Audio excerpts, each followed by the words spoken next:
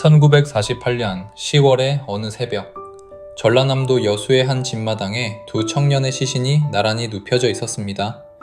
24살, 동생은 19살. 두 사람은 형제였고 같은 총을 맞고 죽었습니다. 그리고 그날 그들의 아버지는 두 아들의 시신 앞에서 무릎을 꿇고 이렇게 기도했습니다. 나 같은 죄인의 혈통에서 순교자의 자식을 나게 하셨으니 감사합니다. 며칠 후 그는 두 아들을 죽인 그 청년을 살려달라고 군 당국에 청원했습니다. 그리고 사형 직전에 풀려난 그 청년을 자기 집으로 데려와 아들로 삼았습니다. 그 목사의 이름은 손양원입니다. 우리가 알고 있는 손양원은 절반뿐입니다. 그가 옥중에서 아내에게 보낸 편지에는 우리가 알지 못한 그의 다른 얼굴이 있었습니다. 그리고 손양원의 두 아들을 죽인 그 청년은 손양원의 순교 이후 어떤 삶을 살았을까요? 믿음의 거장들의 잘 알려지지 않은 일화 시리즈의 첫 인물인 손양원의 이야기를 시작하겠습니다. 1부 아무도 가지 않으려던 길. 손양원은 1902년 경남 함안의 한 작은 마을에서 태어났습니다.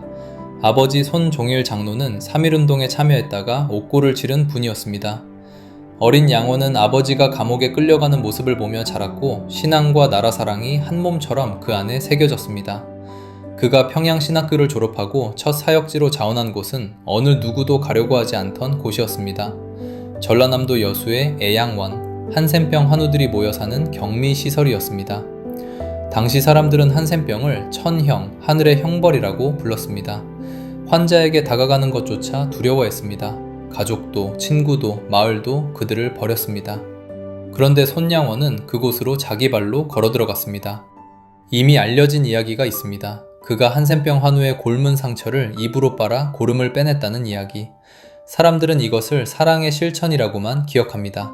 하지만 사람들이 잘 모르는 사실이 있습니다. 그가 처음부터 그런 사람이었던 것은 아니라는 것입니다. 손양원도 처음에는 환우들의 얼굴을 똑바로 보기 힘들었다고 합니다. 살이 무너지고 손가락이 떨어져 나가고 얼굴이 일그러진 그 모습 앞에서 그는 매일 밤 기도했습니다. 주여, 제가 저들을 사랑하는 법을 모르겠습니다. 제 마음을 바꿔주십시오. 그가 그 기도의 응답을 받은 것은 한 환우의 상처를 처음으로 자기 입에 댄 그 순간이었다고 전해집니다. 그는 훗날 이렇게 고백했습니다. 내 입술에 닿은 그 구름이 나에게는 십자가의 보혈처럼 느껴졌습니다. 애양원에서 그는 환우들과 함께 밥을 먹었고 함께 잠을 잤고 함께 예배를 드렸습니다.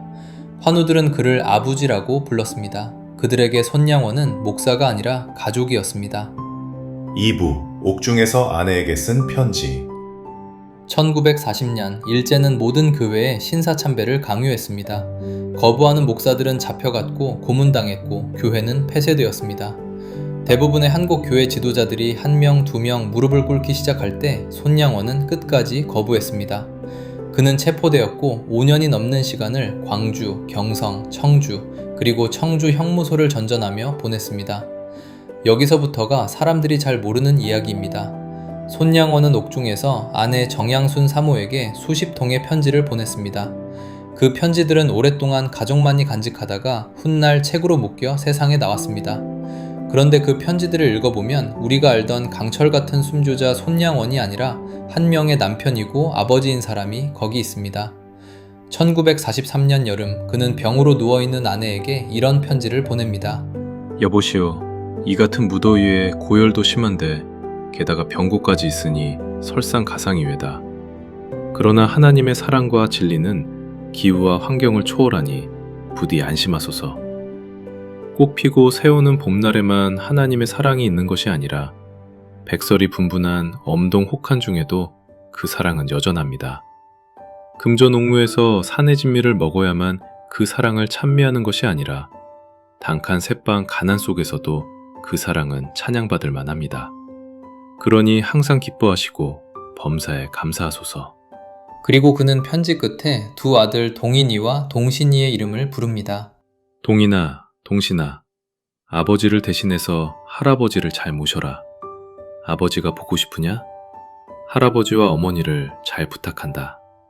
여러분 한번 상상해 보십시오. 차가운 감방 바닥에서 종이 한 장에 연필로 꾹꾹 눌러 쓰는 한 아버지의 손을, 아내의 병을 걱정하고 두 아들의 얼굴을 그리워하면서 아버지가 보고 싶으냐 라고 묻는 그 마음을, 그가 그 두 아들을 다시 만나기까지는 광복 후 추록할 때까지 5년이 더 걸렸습니다. 그리고 그가 두 아들을 잃기까지는 그로부터 3년이 채 남지 않은 시간이었습니다. 3부 두 아들의 장례식에서 드린 9가지 감사. 1945년 8월 광복이 왔습니다. 손양원은 청주 형무소 문을 나서며 가장 먼저 한 일이 있었습니다. 무릎을 꿇고 땅에 입을 맞춘 것입니다. 그는 곧장 애양원으로 돌아갔습니다. 5년 만에 다시 만난 헌우들은 그의 옷자락을 붙들고 울었습니다. 평화는 잠시였습니다. 1948년 10월 여수와 순천에서 군 반란 사건이 일어났습니다. 손양원의 큰아들 동인이는 순천 사범학교 학생회장이었고 신앙이 깊은 청년이었습니다. 둘째 동신이는 그를 따라다니던 어린 동생이었습니다. 반란군에 가담한 학생들이 학교를 장악했을 때 동인이는 친구들 앞에서 이렇게 말했다고 전해집니다. 나는 예수를 부인할 수 없다. 너희가 나를 죽이려거든 죽여라. 그날 밤 같은 학교 학생이었던 안재선이라는 청년이 그를 향해 총을 쏘았습니다. 동인이는 그 자리에서 숨졌습니다. 동생 동신이는 형을 지키려고 그 앞을 막아섰다가 함께 죽었습니다. 두 아들의 시신을 마주한 손양원은 사흘을 굶었다고 합니다. 식음을 전폐하고 방에 들어가 기도만 했습니다. 그리고 장례식 날 그는 강대상에 올랐습니다. 사람들은 그가 통곡할 줄 알았습니다. 그러나 그는 통곡 대신 종이 한 장을 펼쳤습니다. 거기에는 그가 사흘 밤낮으로 기도하며 적어내려간 9가지 감사가 적혀 있었습니다. 하나, 나 같은 죄인의 혈통에서 순교자의 자식을 나게 하셨으니 하나님께 감사합니다. 둘, 허다한 성도들 중에서 이런 보배 같은 자식들을 나에게 주셨으니 감사합니다. 셋, 삼남 삼녀 중에서 가장 사랑하던 맏아들과 둘째 아들을 바치게 하셨으니 감사합니다. 넷, 하나들의 순교도 귀한데 하물며 두 아들을 함께 바치게 하셨으니 더욱 감사합니다. 다섯, 예수 믿다가 누워서 천명을 다하는 것도 복이라 하거늘 전도하다가 총살 순교를 당했으니 더욱 감사합니다. 여섯, 미국 유학을 준비하던 아들이 미국보다 더 좋은 천국에 갔으니 내 마음이 안심되어 더욱 감사합니다. 일곱, 내 아들을 죽인 원수를 회개시켜 내 아들로 삼고자 하는 사랑의 마음을 주신 하나님께 감사합니다.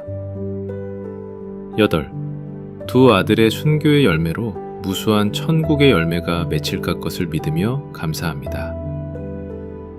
아홉, 이 모든 역경 속에서도 하나님의 사랑을 깨닫게 하시고 이길 수 있는 믿음을 주신 하나님께 감사합니다. 장례식장에 있던 사람들은 모두 울었습니다. 그러나 손양원의 눈에서는 그날 끝내 눈물이 나오지 않았다고 합니다. 사람들이 후에 물었을 때 그는 이렇게 말했다고 합니다. 내가 울면 두 아이의 순교가 헛것이 되지 않겠습니까? 그러나 그가 강대상에서 내려와 사택으로 돌아간 그날 밤 두 아들의 옷을 끌어러 안고 새벽까지 통곡했다고 딸 손동희 권사는 훗날 회고했습니다. 4부 살인범을 아들로 그리고 그 청년의 후일담. 장례가 끝난 후 손양원은 아무도 예상하지 못한 일을 시작했습니다. 두 아들을 죽인 안재선이 군법 회의에서 사형을 선고받았다는 소식을 듣자 그는 즉시 군사령관에게 탄원서를 보냅니다. 저 청년을 살려주십시오. 제가 그를 데려다가 아들로 삼겠습니다. 군사령관은 이 청원을 듣고 깊이 감동했고 결국 안재선은 사형 집행 직전에 풀려납니다. 그러나 정작 이 결정을 가장 받아들이기 힘들어한 사람은 손양원 자신의 가족이었습니다. 특히 큰딸 손동희는 두 오빠를 죽인 자를 집에 들이는 것을 거부했습니다. 그녀는 훗날 회고록에서 이렇게 썼습니다. 나는 그 사람을 도저히 형제라고 부를 수 없었어요. 아버지가 원망스러웠습니다. 어떻게 우리에게 이럴 수 있는가? 두 오빠가 흘린 피가 아직 마르지도 않았는데. 손양원은 그런 딸에게 강요하지 않았습니다. 그저 매일 새벽 그녀를 위해 기도했고 안재선을 자기 옆에 두고 성경을 가르쳤습니다. 안재선은 후에 신학교를 졸업하고 전도사가 되었습니다. 그런데 여기서 끝이 아닙니다. 이 이야기에는 거의 알려지지 않은 이 대에 걸친 후속편이 있습니다. 안재선은 손양원이 순교한 후 평범하게 결혼하여 가정을 꾸렸습니다. 그리고 그에게는 아들이 있었습니다. 이름은 안경선. 안경선은 자라면서 아버지가 누구인지 어떤 일을 했는지 전혀 몰랐습니다. 아버지는 자신의 과거를 평생 입에 올리지 않았습니다. 그런데 안재선이 48세에 손양원이 순교한 그 나이와 똑같은 나이에 세상을 떠나기 직전 아들 경선에게 갑작스럽게 한마디를 남깁니다. 경선아, 너는 신학교에 가거라. 아들은 이유를 몰랐습니다. 그리고 아버지의 장례식 날 손양원 목사의 가족들이 찾아와 책 한 권을 건네주었습니다. 사랑의 원자탄. 안경선은 그 책을 펴서 읽다가 자기 아버지의 이름을 보았습니다. 두 아들을 살해한 자 안재선. 그는 그날 무너졌다고 합니다. 자신의 정체성이 송두리째에 흔들렸습니다. 나는 살인자의 아들이었구나. 그는 폐를 앓아 큰 수술을 받았고 중환자실에서 사경을 헤매던 어느 밤 환상 가운데 십자가에 달린 예수님을 만났다고 증언합니다. 예수님은 그에게 이렇게 말씀하셨다고 합니다. 내 아버지는 동인이와 동신이를 죽였지만 너는 나를 죽였다. 그 한마디에 안경선은 무너졌고 회개했고 신학교에 갔습니다. 그리고 지금 그는 목사가 되었습니다. 더 놀라운 것은 그가 손양원 목사가 평생을 바쳤던 그 일, 한센병 환우들을 섬기는 사역에 자기 인생을 바치고 있다는 사실입니다. 그는 현재 아프리카 부룬디에서 그 땅의 한센인들을 돌보는 선교사로 살고 있습니다. 손양원이 입으로 빨아주던 그 고름, 그것이 한 세대를 건너 두 세대를 건너 살인자의 아들의 손에서 다시 흘러나오고 있는 것입니다. 5부 마지막 설교 그리고 마지막 한마디. 1950년 6월 한국전쟁이 터졌습니다. 인민군이 빠르게 남하했고 여수도 곧 함락될 처지였습니다. 사람들은 손양원에게 피난을 권했습니다. 배가 준비되어 있었습니다. 그러나 그는 거절했습니다. 이유는 단 하나였습니다. 애양원의 환우들은 걸을 수가 없습니다. 그들을 두고 어떻게 나만 갑니까? 그는 환우들과 직원들을 먼저 배에 태워 피난을 보냈습니다. 그리고 떠나는 배 위에서 마지막 예배를 인도한 뒤 자신은 다시 애양원으로 돌아왔습니다. 천여 명의 한센병 환우들과 함께 남기 위해서였습니다. 1950년 7월 13일 수요일 저녁, 그가 체포되기 직전에 마지막으로 강대상에서 전한 설교가 있습니다. 본문은 예레미야 애가 4장에서 5장, 제목은 한국에 미친 화벌의 원인이었습니다. 그 설교에서 그는 이렇게 말했습니다. 이 민족의 죄가 크다. 그러나 가장 큰 죄는 교회가 빛이 되지 못한 것이다. 우리가 먼저 회개하자. 우리가 먼저 무릎 꿇자.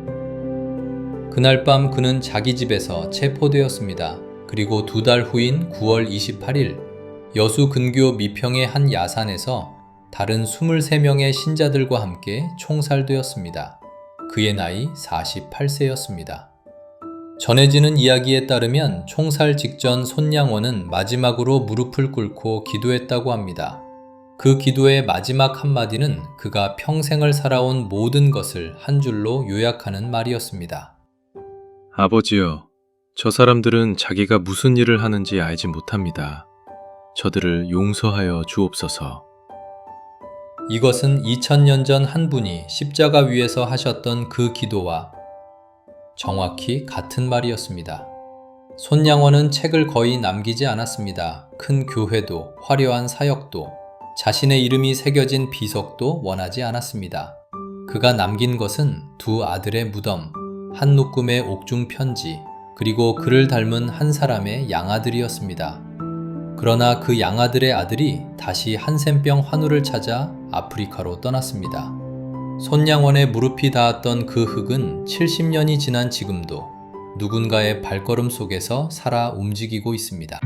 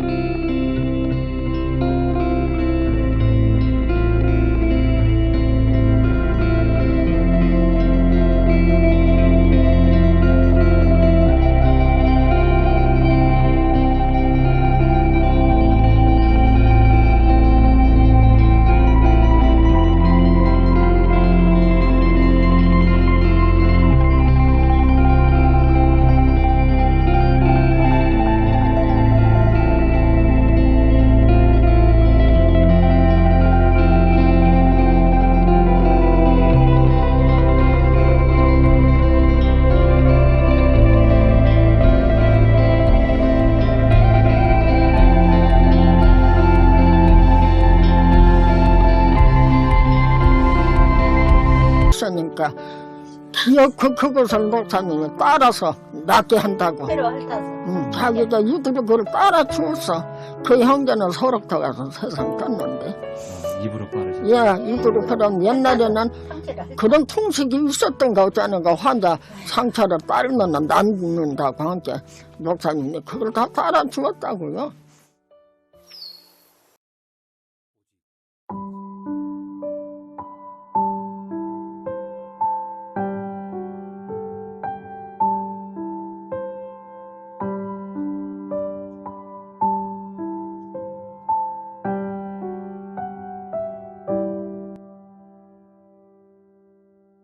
나 같은 죄인의 혈통에서 순교의 자식들이 나게 하시니 감사합니다.